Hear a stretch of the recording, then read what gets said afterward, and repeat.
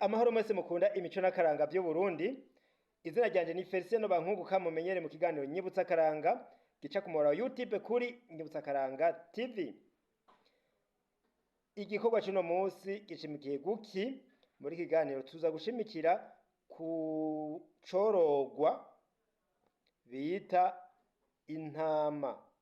Ico gitungwa bita intama cyari gifise imigigwa myinshi mu mico n'akaranga by'u Burundi. Uyu munsi tuza gushimikira ku muziro. Mbene uyuhe muziro wari ufatiye ku ntama? Ni kubera iki uwo muziro wari uhari? Ibyo tuzovuga ku ntama ni byinshi. Reka uyu munsi tuwigarukirize ngaho gusa. Turaba uwo muziro n'igituma uwo muziro wari uriho. Mu nyuma tuzoya turaba imico n'imigenzo y'iyo ntama mu buzima bw'abarundi. Ego, reka rero ntatevye muko tuduga kwijambo mbanze ndabereka intama. Haraboba batari bwayibone bivanye naho baherereye, baheje kuyibona cengaruka nyene tuyage. Murakoze. Iki gitungwa cyitwa intama. Iyi ni intama. Intama murayibonye. None mu mico n'akaranga by'u Burundi nuyuhe muziro warushimikiye ku ntama? Umuco tuvuga wo hambere ubu ntukihari. Usanga uwo muziro ubu barawurenze ntukiri ku gihe.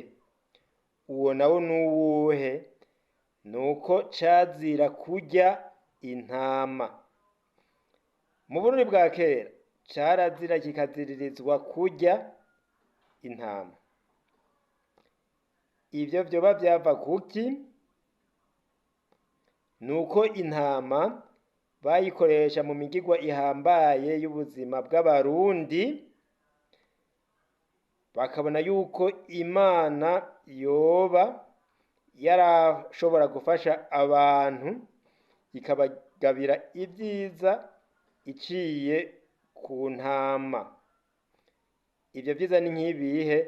Nivyo tuzogarukako mu biganiro vyo hanyuma. Abarundi baratunga intama bizeye yuko Imana izobahezagira. Ingene vyagenda nivyo tuzobona. Ico twumvise rero twagomba gushimikirako nuko mu mico n'akaranga by'u Burundi cazira kurya intama. Kirazira kikazirizwa kurya intama.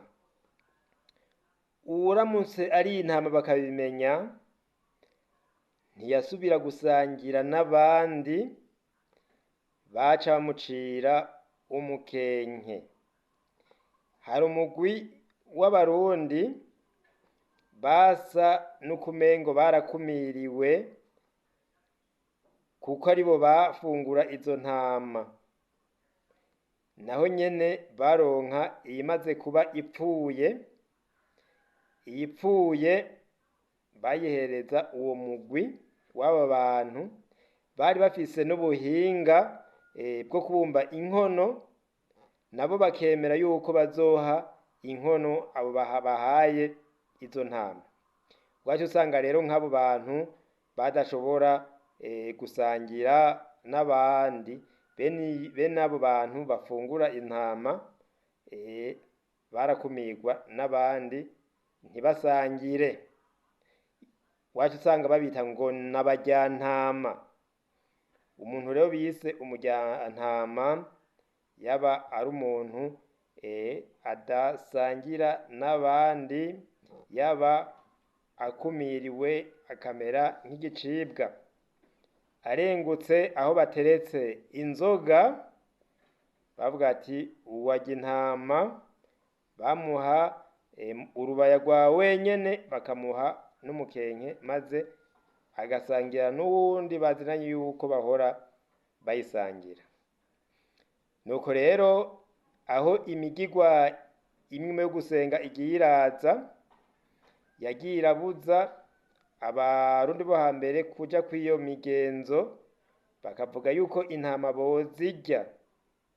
Baratanguye kuza barazirya, cane cane abagore nabo bakihoza kuzirya.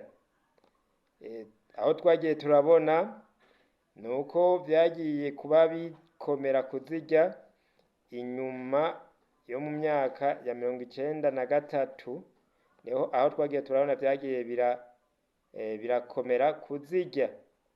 Naho nyene abazirya bagatangura kuzirya binyegeje, kuko igihugu cari gitanguye kuja mu nzira yo kudacanamwo. Ico gihe hari ingorane mu gihugu zavuye ku bihe vya 1993, hanyuma rero abantu bakaza baracishamwo kubera uruhungo bihereza ivyo bitungwa. Mu nyuma ababaga batangura kuza barabaga binyegeje, badaha uwo ari we wese, bavuga ati bakabanza kumwongorera bakunda yuko ari intama, gutyo mu nyuma bahava bazimenyera, ubu rero zikaba ziribwa gose. Hakaba hari mu madini yaje mu Burundi avuga yuko hari igihe co kurya intama. Nivyo rero imico yagiye iratituka, ubu rero intama kuzirya nta kibazo. Nibaza yuko aho tumaze gushika n'ivyo twumva ubu, intama ari imfungurwa mu zindi.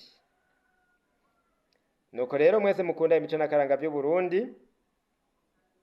igikorwa cari kimwe uno munsi, kubabwira umuziro wari ufatiye ku ntama, turabwiye n'icabituma, turabwiye n'igihe zatanguye kuribwa. Aho twashoboye kumenya ubu rero ziraribwa ukuri kwamye, ntawuvuga yuko atarya intama bivuye ku muco wa kera. Nuko rero imigigwa nayo ifatira ku ntama ni myinshi, reka tuzoca tuyabasikiriza mu biganiro vyo hanyuma. Felicien Bankunguka, reka ndabasezere, tuzosubira mu biganiro vyo hanyuma. Murakoze.